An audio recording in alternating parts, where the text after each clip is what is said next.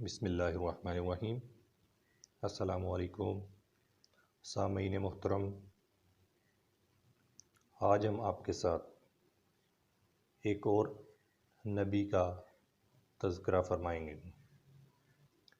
یہ جو ہم نے انبیاء علیہ السلام کے حالات زندگی واقعات کا ایک سلسلہ شروع کیا ہے، اس کا مواد قرآن مجید، احادیث مبارکہ اور تاریخ کی مختلف کتب سے لیا گیا ہے۔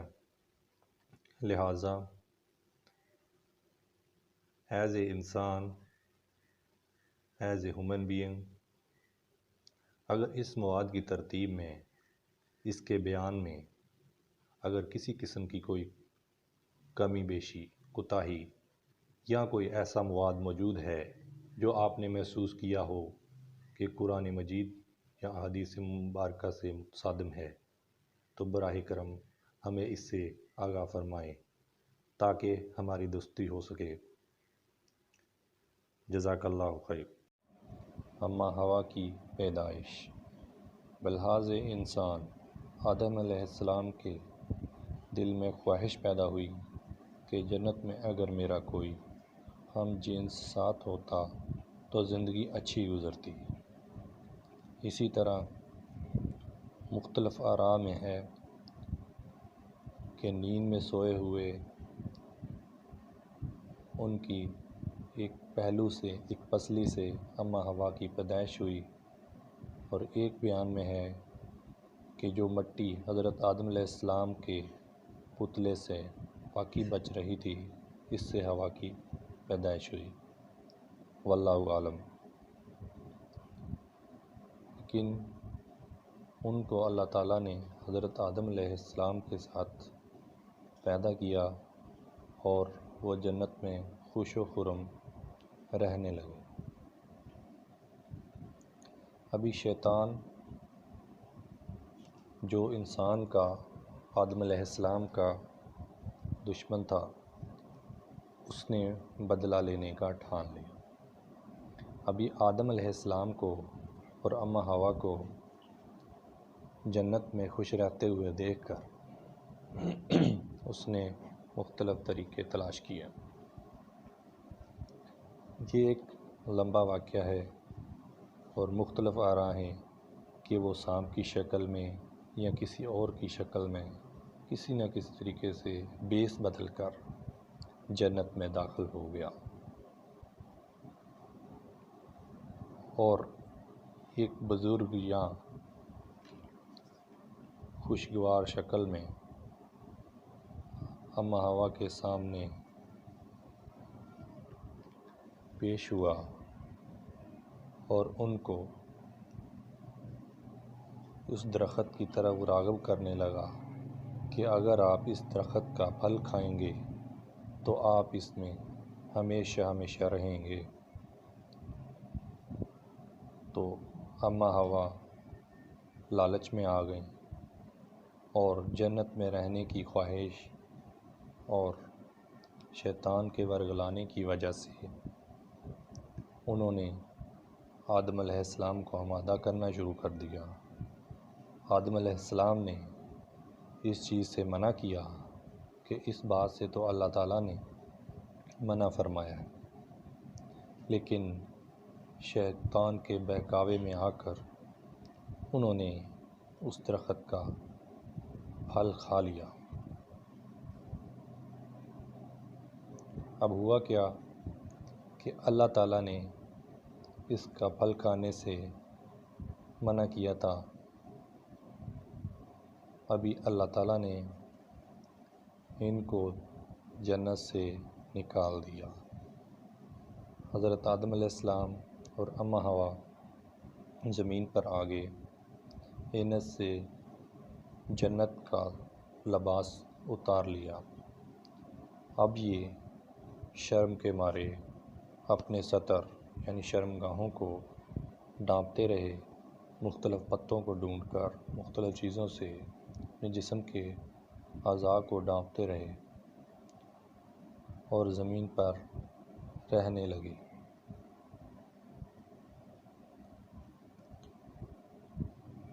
ابھی حضرت اماں حوا، حضرت آدم علیہ السلام، ان کو زمین کے مختلف مقامات پر اللہ تعالیٰ نے اتارا، دونوں کو اکٹھا زمین پر نہیں اتارا۔ اماں حوا کسی اور مقام پر اور حضرت آدم علیہ السلام کسی اور مقام پر اترے،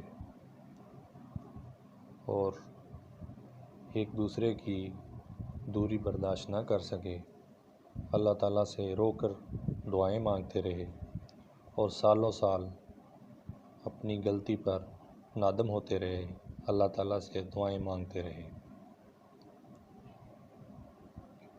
لیکن آخر اتنے سالوں کے بعد ان کی توبہ قبول ہوئی، اللہ تعالیٰ نے ان کی توبہ قبول فرما لی، اور ایک مقام پر ان دونوں کو اکٹھا کر دیا اور دونوں کو ملا دیا۔ اس طرح حضرت آدم علیہ السلام اماں حوا کے ساتھ زمین پر زندگی بسر کرنے لگے، جنت سے تو نکلے اور معافی بھی مل گئی، لیکن توبہ قبول ہونے کے بعد جنت میں جانے کے لیے دوبارہ محنت درکار ہو گئی۔ فرمایا کہ آپ اور آپ کی اولاد اس زمین پر ٹھہریں گے ایک وقت مقرر تک، اور اس پر زندگی گزارتے ہوئے اعمال کریں گے، اور ہر کسی کو اس کے اعمال کے مطابق بدلہ دیا جائے گا۔ جو لوگ اچھے اعمال کریں گے، رحمان کا کہنا مانیں گے، وہ دوبارہ جنت کے مستحق ہو جائیں گے۔ جو لوگ برے کام کریں گے، شیطان کا کہنا مانیں گے، وہ شیطان کے ساتھ دوزخ میں جلیں گے۔ لہٰذا اس کے بعد دنیاوی زندگی شروع ہوتی ہے، اور آدم علیہ السلام اور ان کے بعد ان کی اولاد کا سلسلہ جاری رہتا ہے، اور کثرت کے ساتھ ان کو اللہ تعالیٰ اولاد سے نوازتے ہیں۔ کچھ روایت میں یہ بھی آتا ہے کہ جو اولاد صبح کو پیدا ہوتی تھی اور جو شام کو پیدا ہوتی تھی، ان دونوں کی آپس میں شادی کروا دی جاتی تھی۔ اس طرح مطلب بہن اور بھائیوں کی آپس میں شادی اس وقت کروا دی جاتی تھی، اور اس طرح آہستہ آہستہ نسل انسانی، نوع انسانی، اس کا سلسلہ شروع ہوتا ہے۔ اس کے متعلق بہت ساری روایات، واقعات آتے ہیں۔ ڈیٹیل میں جانے سے پہلے حضرت آدم علیہ السلام کے قد کے بارے میں بھی مختلف روایات آتی ہیں۔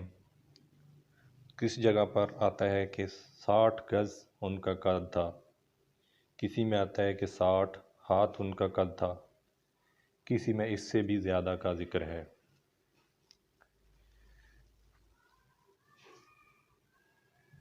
اور یہاں تک کہ جب آدم علیہ السلام دنیا سے رخصت ہوتے ہیں تو اس وقت آدم علیہ السلام کی اولاد کی تعداد ہزاروں میں شمار کی جاتی تھی۔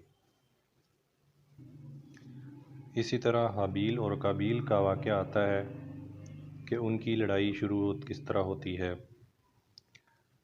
اس وقت کی شریعت کے مطابق آج کے بھائی کی شادی دوسرے دن کی بہن سے ہو جاتی تھی، اس لیے اس شریعت کے مطابق جو قابیل کی بہن تھی اس کی شادی حابیل کے ساتھ ہونی تھی، اور حابیل کی بہن کی شادی قابیل سے ہونی تھی۔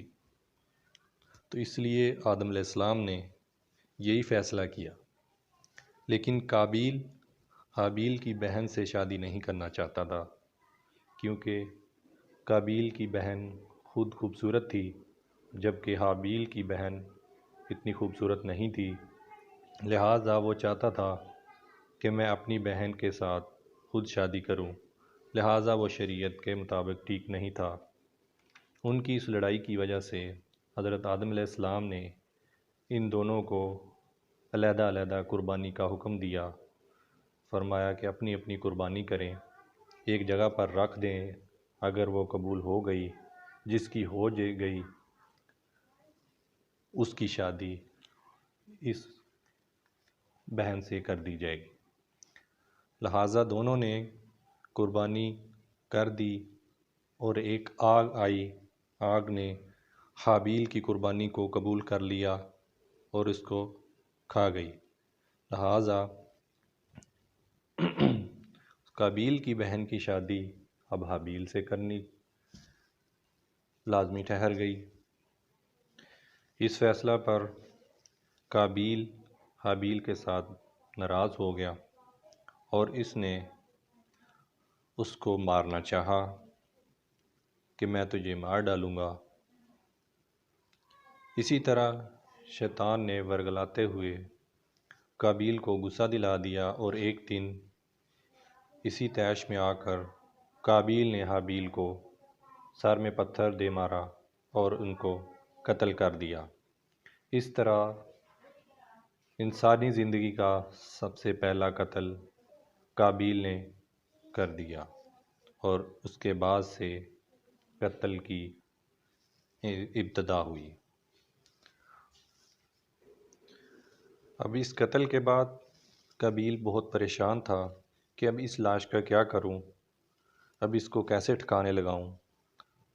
تو اللہ تعالیٰ نے 2 کوے بھیجے، ایک کوے نے دوسرے کو مار مار کر اس کو مار دیا اور اس کے بعد اپنی چونچ کے ساتھ زمین میں گڑھا کھودا اور اس میں دوسرے کوے کو ڈال کر اوپر سے مٹی ڈال دی۔ اسی طرح قابیل نے بھی حابیل کو زمین میں گڑھا کھود کر اسی طرح ڈال دیا جیسے کوے نے ان کو سبق سکھایا۔ لہٰذا انسانی تاریخ کا سب سے پہلا قتل اور انسانی تاریخ کی سب سے پہلی قبر اور دفن یہاں سے شروع ہوا۔